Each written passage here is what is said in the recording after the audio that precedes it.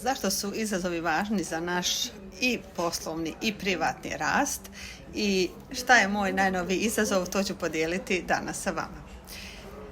Izazovi koje postavljamo sebi u životu i koje, da kažem, provodimo, ostvarujemo su zapravo jedan fantastičan način da mi iznutra rastemo kao osobe i sebe osnažujemo.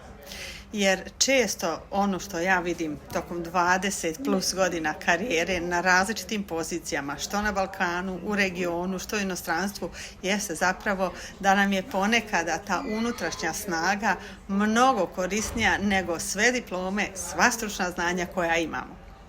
A sad, kako to mislim? Zato što kad provodimo neke izazove ili ih ostvarujemo, mi zapravo sebe osnažujemo iznutra. Što znači da naše samopouzdanje raste, da osjećamo se opuštenije, sa više lakoće prilazimo stvarima, naše reakcije su mnogo mirnije i jednostavno dobijamo jednu novu perspektivu i stavove o životu.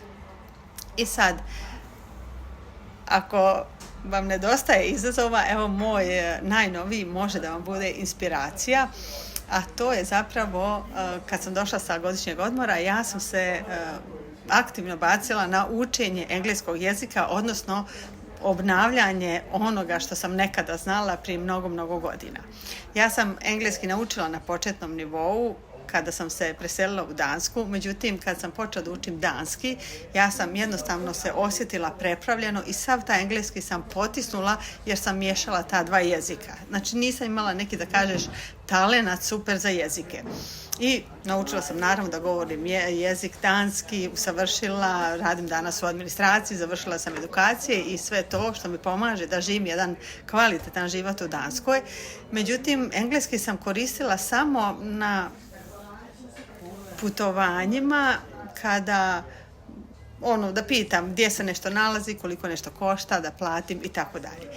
Međutim, sada sam odlučila jer sam motivisana jednim sjajnim putovanjem na koje idem uskoro za 2 mjeseca po Europi, gdje mi je znanje engleskog zaista predivno, korisno, jer ja sam osoba koja je radoznala, koja voli da komunicira, da priča i onda to neznanje engleskog mene zapravo koči. Ja postajem neka Kornelija koja ne može da se snalazi, ne može da priča koliko želi i tako dalje. Tako da sam ja sebi dala izazov, čim se vratim sa godišnjeg odmora, da krenem na učenje intenzivno engleskog jezika. I imam 2 mjeseca da obnovim što znam i naravno da povećam fond riječi i da budem opuštenija u komunikaciji. I sad, nije to izazov. Izazov je što sam ja danas, nakon 15 dana, došla u jedan manji gradić u posjetu, u shopping i odlučila sam, pošto me ovdje niko ne zna, ja nikog ne znam, da sve što komuniciram danas bude na engleskom.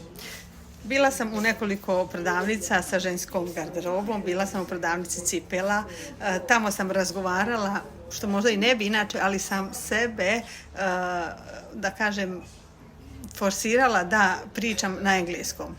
Kako vam je divan butik, koliko nešto košta, da li imate ove sandale u ovom broju, i te neke, da kažem, proste rečenice koje su zapravo otvorile neki dijalog sa tim ženama u prodavnicama.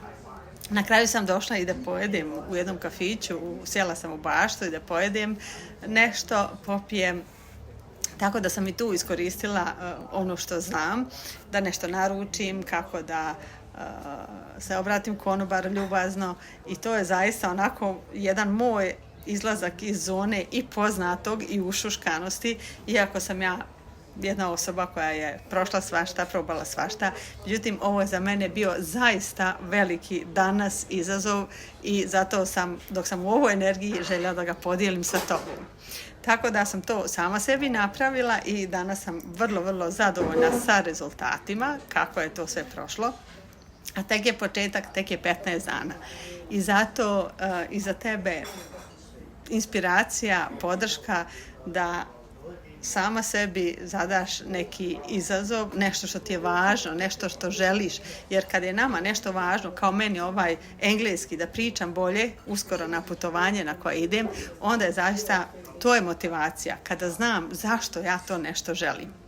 I onda se tako bacimo i u vatru i u neke stvari koje su, da kažem, zaista izazovne. Ovo je za mene danas bio izazov. Nisam mogla u svom vlastitom gradu, jer tamo me ljudi znaju, tamo živim 20 godina i nije to neki veliki grad. Međutim, jutros kad sam ustala, odradila sam 2 konsultacije, dan je divan sunčan i onda sam odlučila, oslušala sam jednu lekciju engleskog, nešto sam zapisivala, slušala, prevodila i oko 12:30 sam rekla, ok, sada idem da testiram ovo što znam proteklih 15 dana i da vidimo kako zapravo ide. I to je, kad prođem evo sad je kraj tog dana, sad ću da platim i da idem iz ovog kafića i da idem kući. I ono što me ispunjava, to je to su te emocije zbog kojih mi zapravo i radimo sve što radimo. A to je da, znači, osjećam se samopouzdanije, osjećam se sigurnije i motivisanije da sutra nastavim sa učenjem. Eto, to su te stvari koje nam daje neki izazov. Kada ga prolazimo, mi zapravo osnažujemo sebe iznutra. I to je ono što nam zapravo koristi na poslu, u životu, u odnosima i u svim drugim oblastima života. Tako da, ako možda imaš neki izazov koji bi željela da sebi postaviš ili nešto da usavršiš, da naučiš, da prođeš, ali nikako da kreneš ka tome, onda te pozivam da se javiš na uvodni besplatni razgovor i da zajedno kroz individualni rad zapravo dođemo do toga šta je tebi važno, šta je tvoj izazov i da napraviš plan koji ćeš i da ostvariš i da prođeš taj izazov kako bi sebe osnažila iznutra.